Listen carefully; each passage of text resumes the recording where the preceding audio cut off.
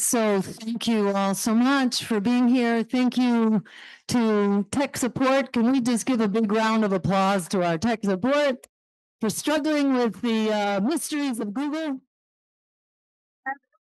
Thank you, Rita. Thank you, Barbara. Thank you, Craig. And thank you to the amazing organizers of this really amazing meeting. I think so many of us have come with so much what can you say, just existential grief and concern and gratitude, I must say, that we have this incredible family and community to face the future together. And the subject of this talk is the fact that we are the ones we've been waiting for. And I think we all know that. The powers that be would rather we just go quietly into the night, into our graves, and take the world with us. And we're not going to do that. So this talk has been developed, I would say, over at least the last 20 years that I've been responding to this. Hey, Nick Cruz and Rome. All right. Wow. From RBN. Can we give a big welcome to RBN? Thank you for being the real press as opposed to the press, which is mostly what we're facing most of the time. So we're really so grateful for our larger family, for those who are standing up against empire and oligarchy and endless war and genocide. And, you know, we have a big job to do and we need each other very much to do it. And we have the capacity to do it. And that's really what this talk is about. So I used the little cheat sheet called PowerPoint slides because it lets you just crunch a lot of stuff in there. And if it goes too fast, I'm really happy to just send you the slides, which have references on them and captions and stuff like that, because we all need all the tools, you know, we can get to fight this battle. So let's see, can you get the, all right, you're working on that. All right, but we'll get going in the hopes that we can get PowerPoint to open up. We'll see.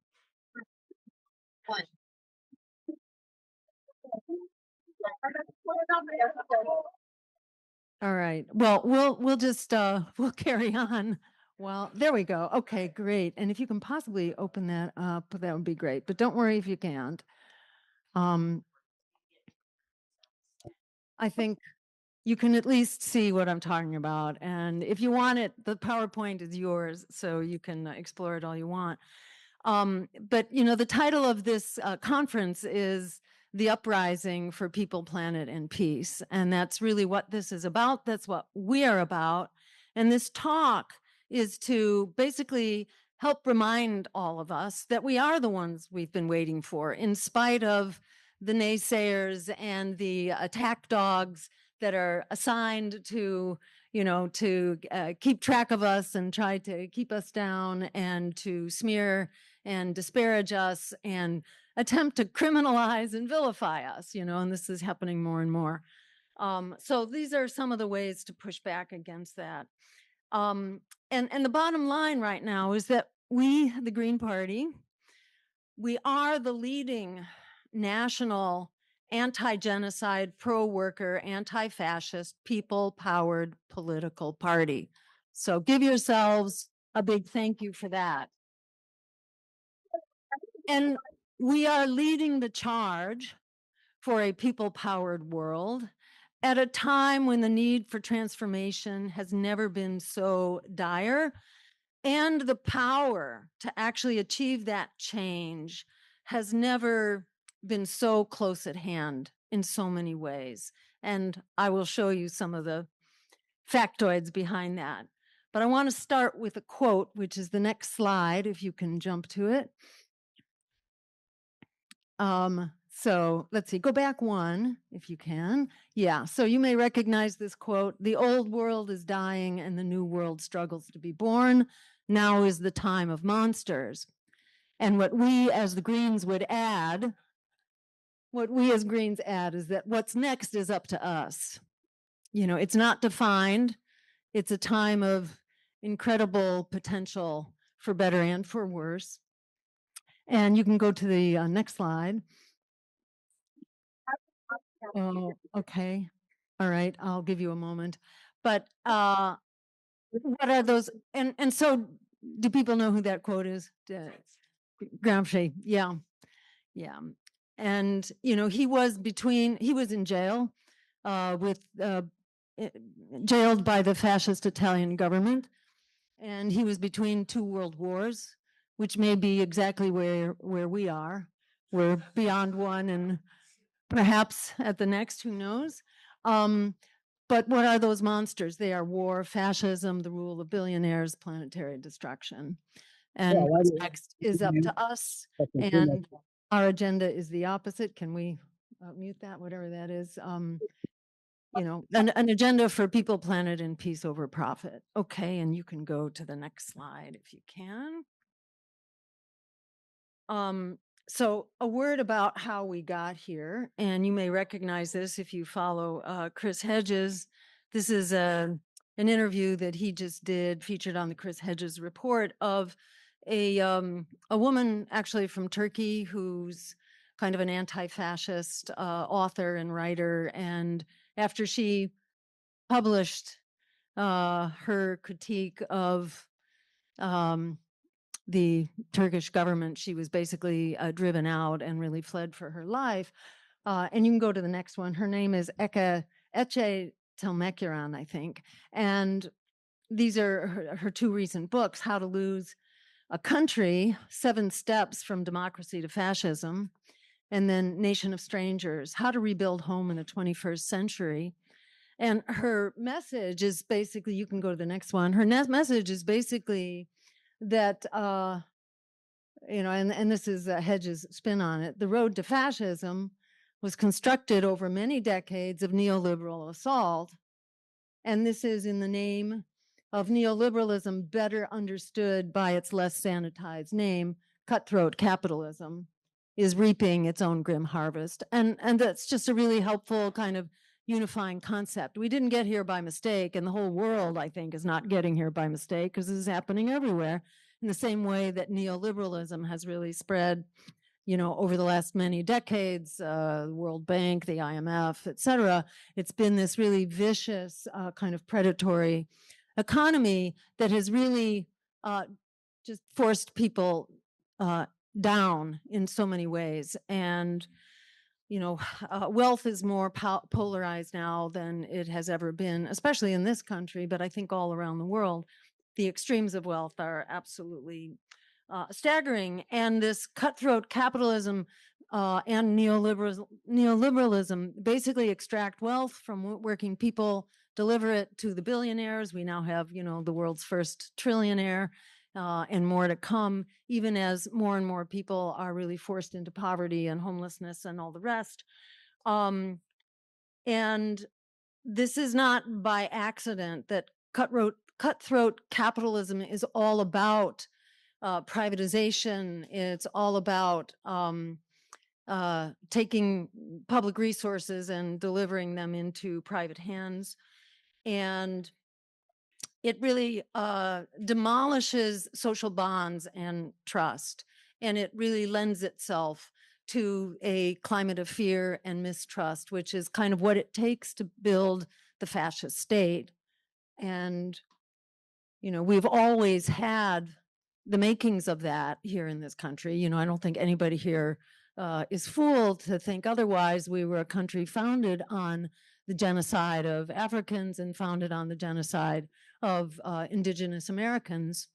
What's new is that this is kind of extending now to white, middle class, working people beyond the most oppressed groups. And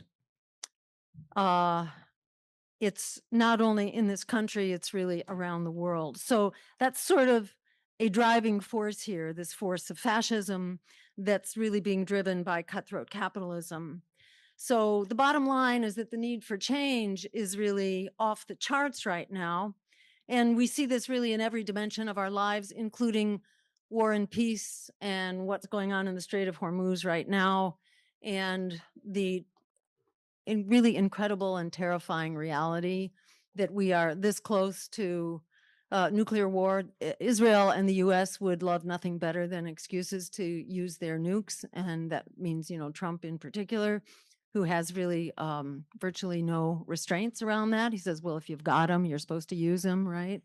And Israel, which actually was very close to using their hundreds of nukes, is what they have. But even back during Golda Meir's day, they were very close to actually using their nuclear weapons and had to be talked out of it by, I don't know who the US president was at that time. I don't know, maybe Carter or somebody like that.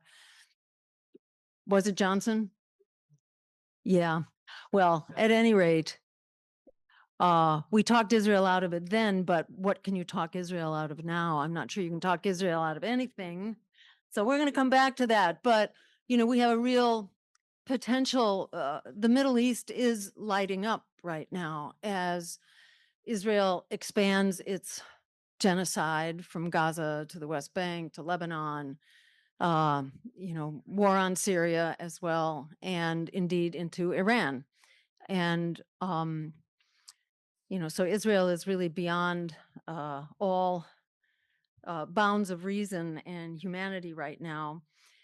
You have the Iran retaliating against the Gulf states. You have Saudi Arabia seeming to make deals with Israel, but then Israel's kind of backing out and Saudi Arabia's backing out, and Saudi Arabia's going after Yemen, and Yemen is standing up for local sovereignty, as they often have. They have stood up for the people of Palestine, and they are continuing to do that.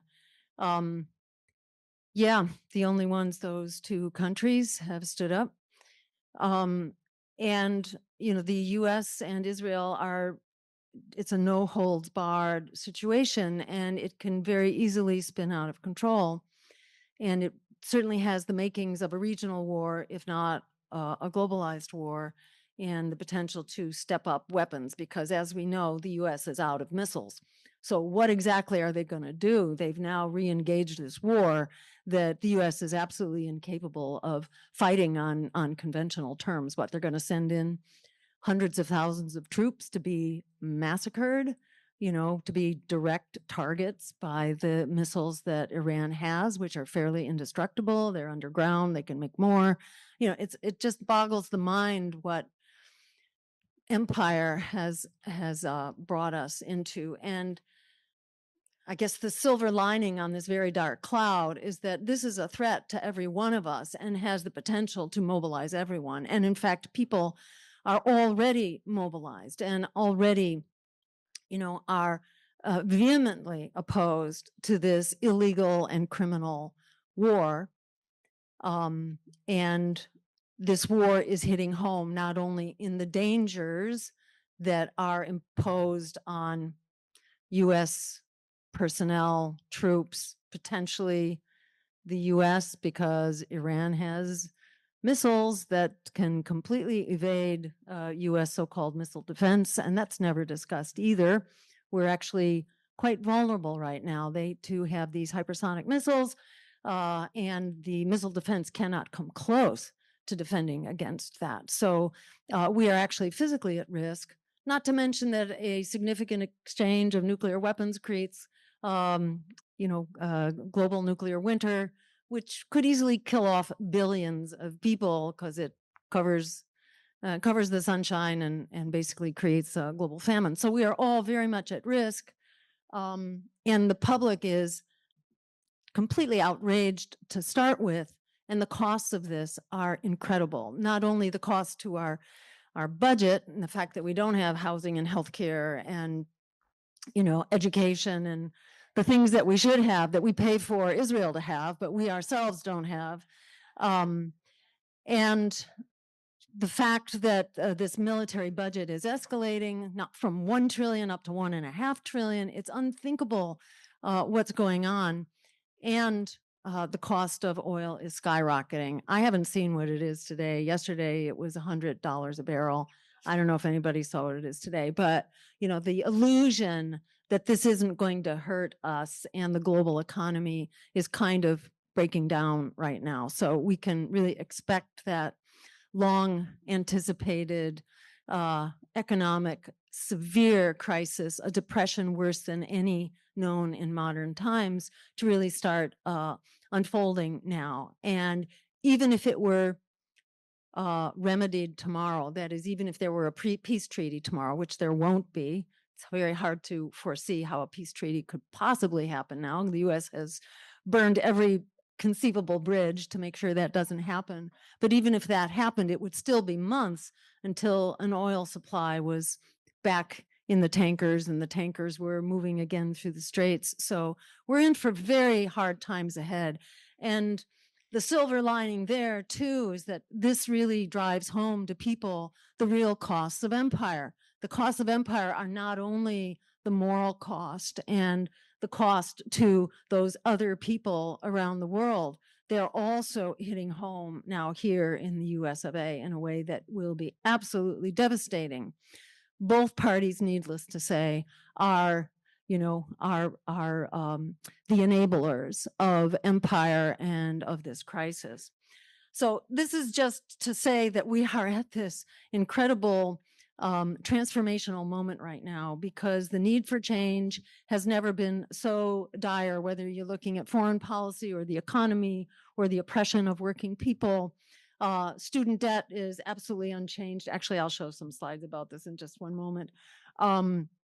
But the crisis is really in every dimension of our lives. You can go to the next slide. And this is just citing, we're blamed here, us and Ralph Nader, we're blamed for this rise of neo-fascism. But in fact, as others have said, it really is neoliberalism that is the creator of neo-fascism. And that was really identified by Malcolm X and MLK, who basically called out the white liberal, the so-called, liberal, as opposed to the conservative or the KKK. It's really that liberal who is pretending to be the sheep in wolf's clothing, but is the one that's got a smile and they're just waiting to devour you. You can move on to the next one.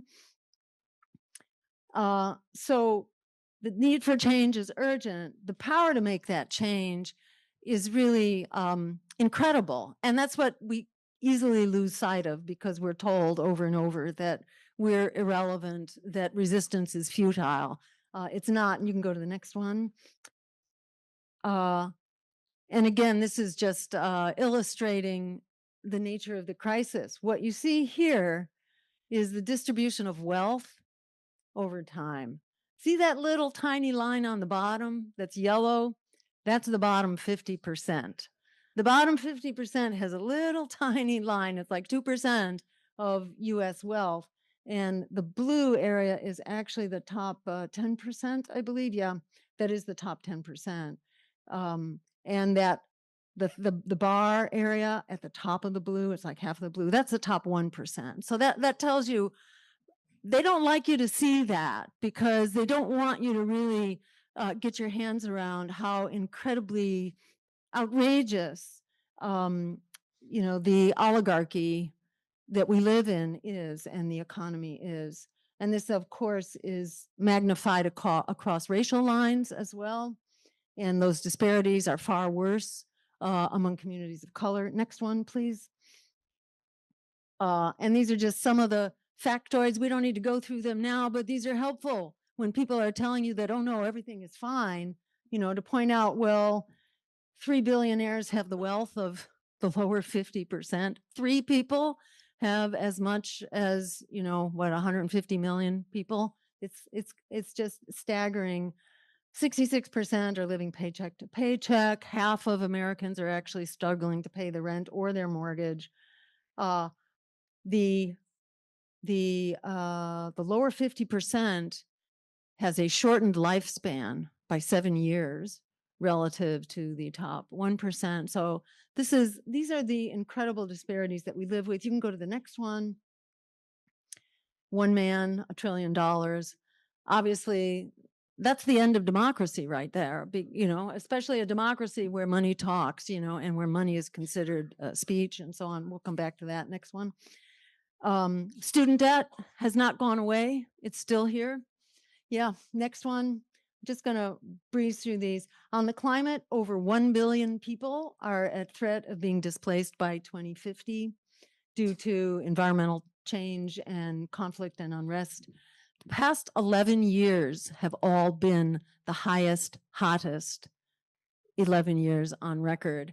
We don't have time to pay attention to that because we're so busy trying to figure out, how to get food on the table and how not to get shot up by ICE or the police that are coming to their aid. Next one, please.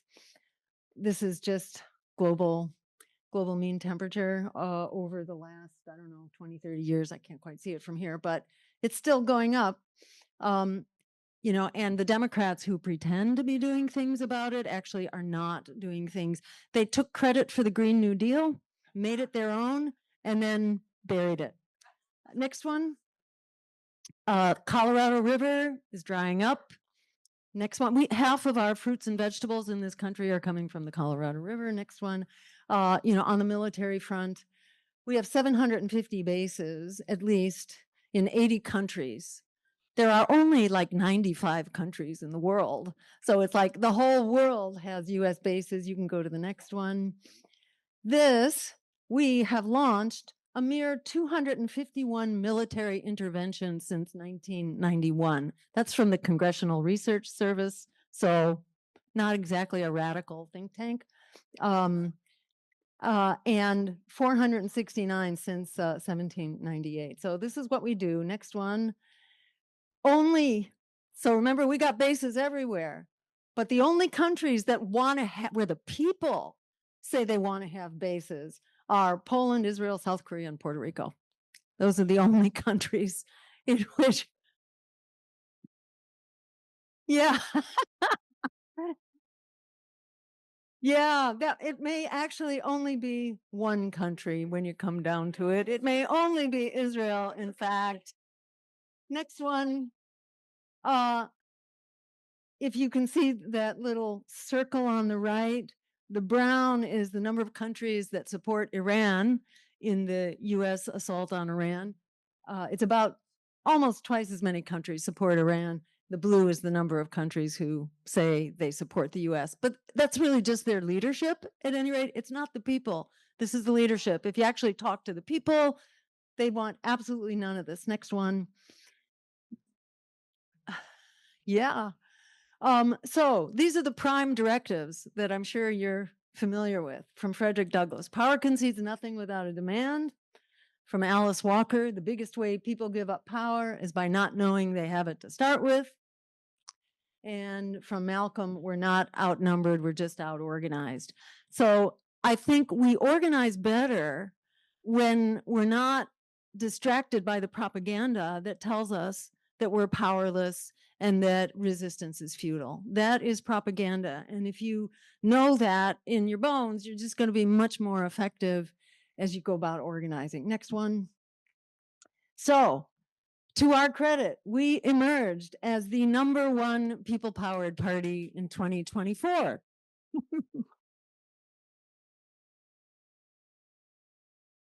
And those are the numbers to prove it. And when I say people-powered, I mean campaigns that were not taking either corporate money or billionaire money or working with super PACs. And people always talk about corporate PACs. They don't talk about super PACs. It's actually super PACs that far outweigh what comes in through corporate PACs. And so when the Democrats pledge that they're not going to take corporate PAC money, don't be fooled. That has nothing to do with it, because they're still using the infrastructure of the Democratic Party, which is supported by the billionaires, and their money is coming in by the millions, tens of millions, even hundreds of millions. So they are corporate powered. We are not. We don't have an army of lawyers, devising special systems for capturing billionaire money and fooling the FEC into thinking that that's legitimate.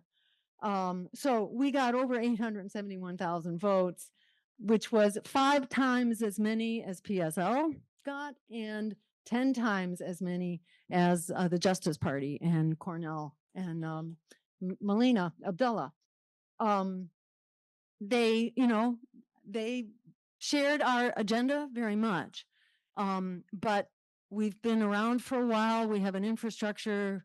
We're familiar with fighting these battles to get on the ballot. So at any rate, it's fairly indisputable that we are the #1 people-powered political party right now. We can claim that. And that is why the Democrats are really doubling down now to take Butch Ware off the ballot. They could not afford to have him running, especially with what he would be saying and what he did say in the debates and the forums that took place early in his campaign. It was a real heads up that they had a lot to worry about. And they do have a lot to worry about. And we're not going to give them a reason to stop worrying about that. We're going to keep that. You can go on to the next one. Woo-hoo, woo-hoo.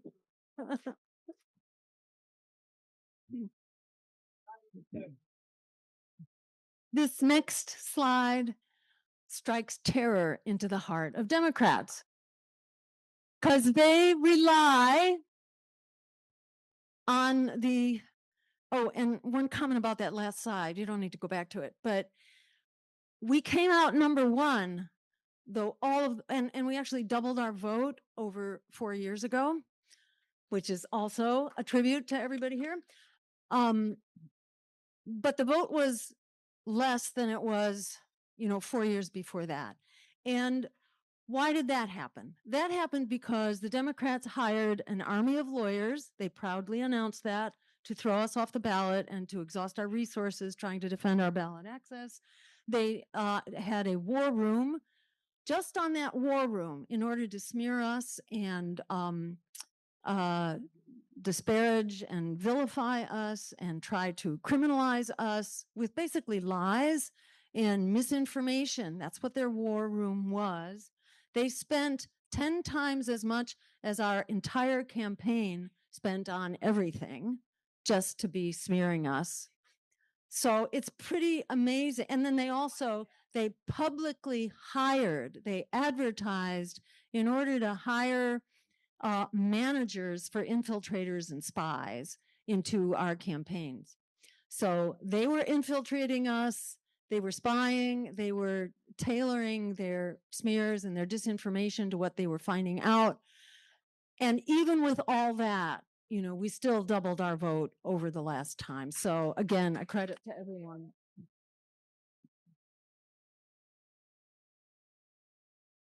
And one of their smears and disinformation is this notion that Greens can never win. We can never win. Why keep doing that? Because we carry some kind of cosmic curse or something. We can never win. We can't. Because they spend so much money. Absolutely. So this is the this is the disproof to that curse, because in the UK, now correct me if I'm wrong, but I'm pretty sure they too are using first past the post.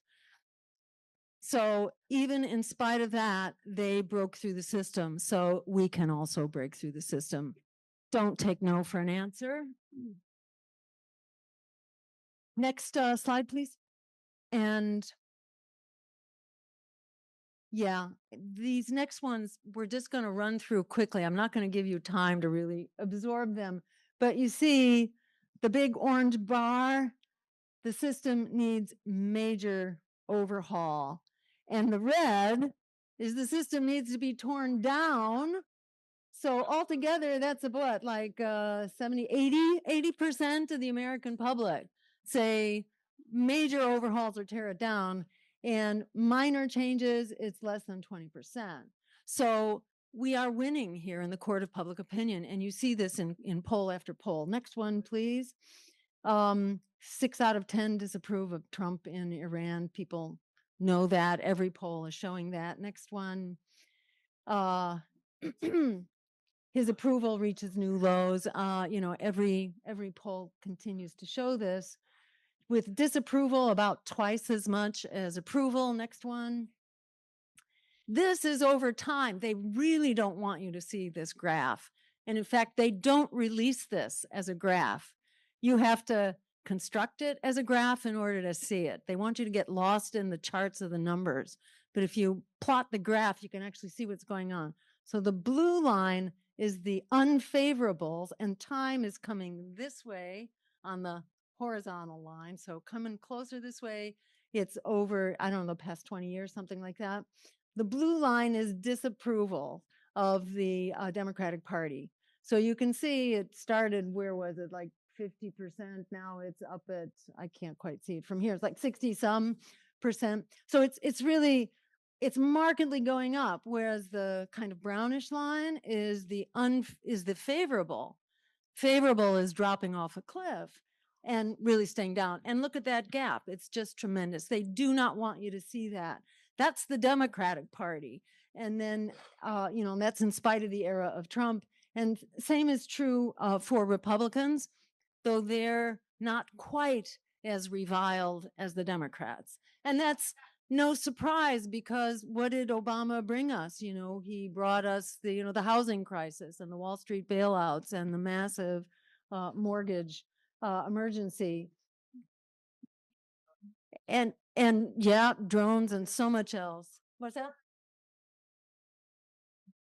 Yeah, yeah. Next one. This is this shows the desire of the public for a third party. That's the green line, which has gone up over since like 2003, over the last couple decades, markedly up from 42% to 62%. Whereas the those who say, "Oh, it's okay, we don't need a third party, these two parties are doing just fine," that's just been declining from 55 down to 30. So the trends are really very well established. As the Democrats adopted, the big money fundraising strategies of the Republicans, and then became even better at doing it and better at selling out. Next one. And this again makes the same point. The dotted line is the numbers of people who say they are independents. It's like up to 45%. The numbers who say they identify as Democrats or Republican is down to 27. They don't want you to see this either, because when you lay it out, it's really clear. This is why they have to keep Greens away from the microphone, because people are hungry for what we are offering. And we are offering because we have the liberty to offer. Nobody owns us. We're not bought and paid for.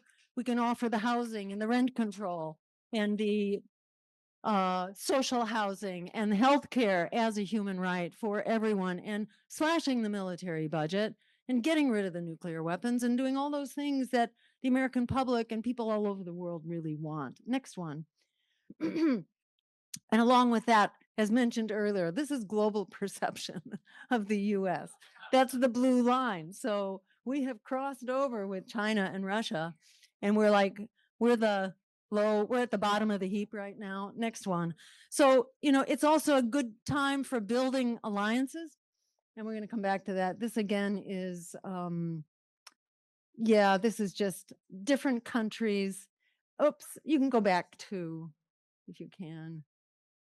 We won't spend a lot of time, but this shows the countries that have the highest favorability and the bottom 5. US is 5th from the lowest. Israel is the lowest of all. Next one. The point here, this isn't happening by chance. This is because the Democratic Party, like the Republicans, are sold out. They are wholly owned corporate subsidiaries. And now it is the Democrats. Well, we'll come to that in a second. The point of this slide here is that dark money is now at like the $2 billion point in federal races in the last election in 2024. So dark money, which means you can't trace it. You can't say who's funding it. And you also can't, let's see, sometimes you can say how much they gave, but if it's dark, it's anonymous, so you don't know who they are, who owns them, the candidate. You don't know who owns them or who owns the party. But you know what? What difference does it make who owns them? We don't need our politics to be owned by billionaires, period. Disclosure is not the solution. Next one, please. This was an expose in the New York Times. You see that little line there? It wasn't the headline. The headline is something about how dark money, it's covered up at the moment, but it's about how the money game is being played now. But the headline is buried, you know, they're burying the line here, which there it is. How Democrats are embracing dark money, but they're not just embracing it, they are leading the pack on dark money. There are more than one kinds of big money. There's dark money, and then there's super PAC money, which may be dark or it may not be dark. We don't need to go into the details here, but the point is that's not the whole thing, but it's a big chunk of it, and it's an increasingly big chunk. The Democrats are running that show, the dark money show. Next one. And here's an example. The DCCC, who are they? Who's buying them? Palantir and SpaceX, you know, so is it any wonder that the Democrats are all behind AI and data centers, and they will not allow us, whether at our communities or at the state or the federal level, they will not allow us to control this force that's threatening our health, our welfare, and even our survival. Next one.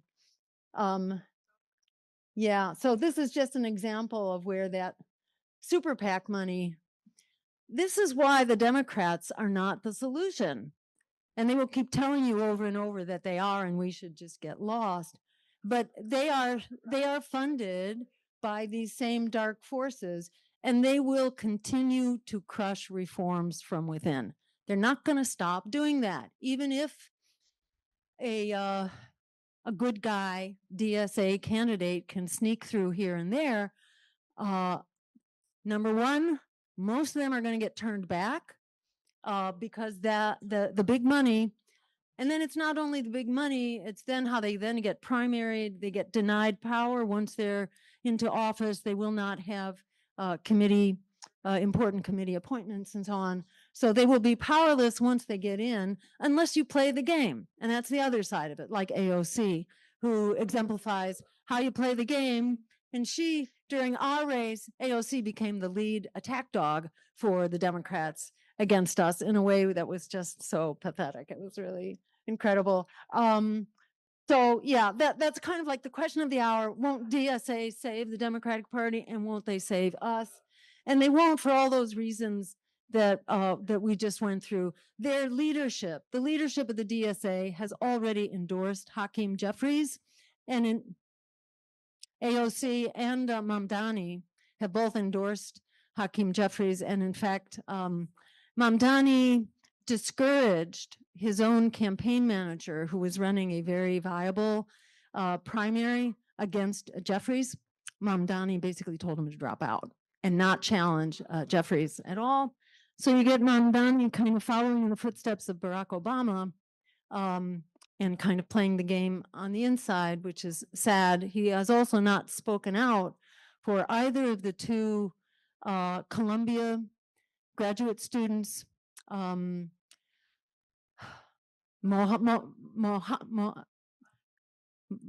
Khalil and Mohsen,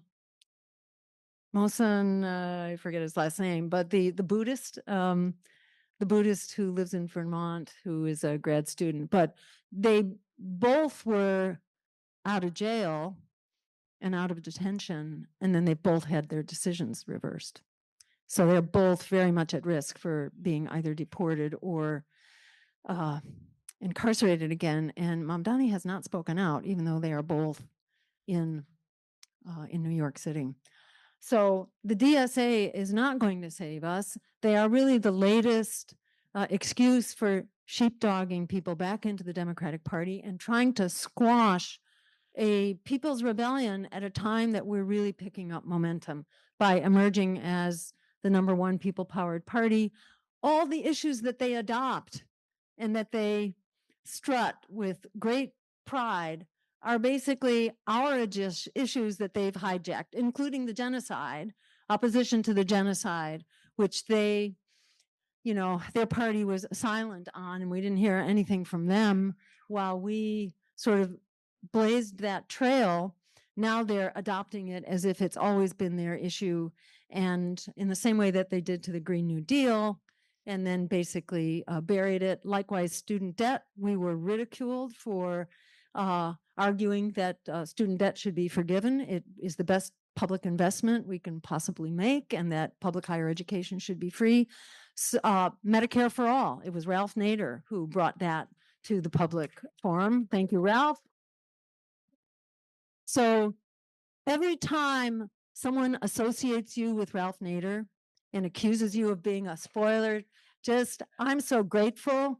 And I feel like that's just the highest compliment. People make my day.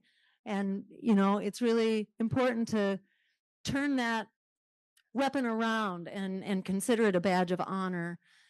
We are not spoiling this very spoiled system, which is what Nader always said. But I think right now we have the numbers really to show that we are so excluded from public dialogue and conversation. You know, Butch and I appeared on the Breakfast Club, and if you read the comments on the Breakfast Club, they were completely off the chart, that people were not only going to vote for us, they were going out to register green. And that put the absolute fear of God into the Democrats, and they really doubled down to silence us. And that is what they are trying to do right now.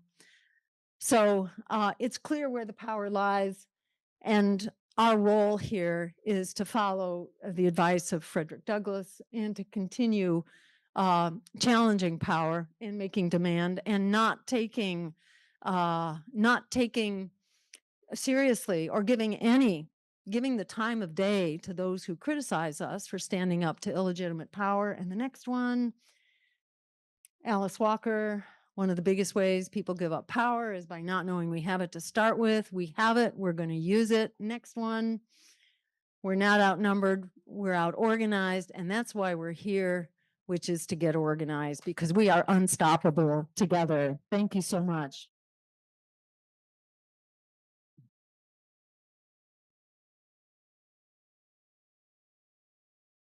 Thank you, Jill. So I don't know if we want to take one or two questions, and then we have another forum, which is going to begin momentarily. Shall we do just a handful? And then in the back, yes. All right, go ahead.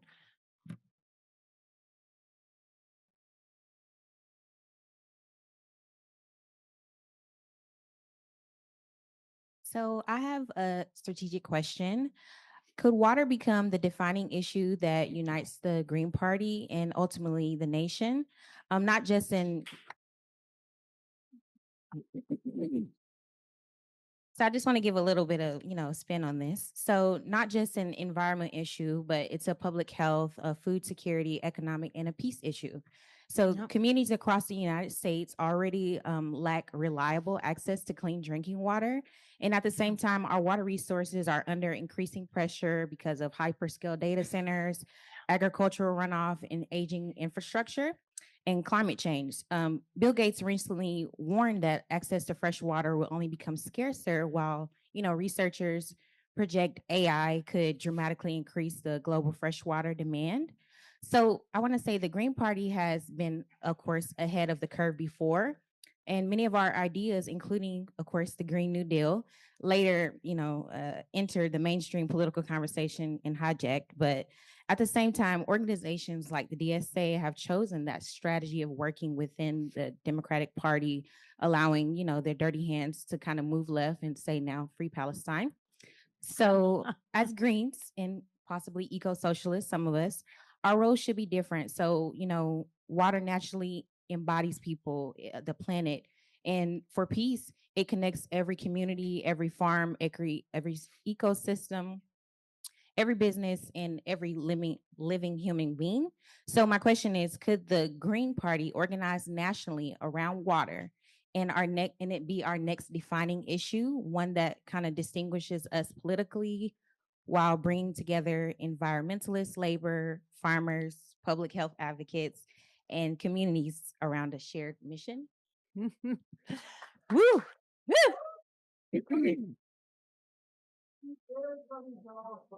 And yeah, say what you're say. Yeah, and say your name. Woo-hoo! Introduce yourself. Yeah, yeah. Introduce yourself.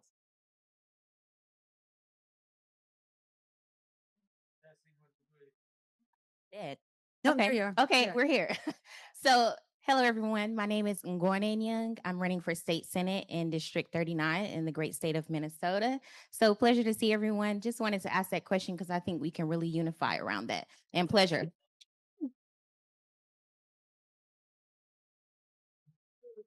I'm only going to say that we would be right in sync with our indigenous brothers and sisters. Minnie Wakoni, water is life. So, absolutely. What's that? Yeah, in the back.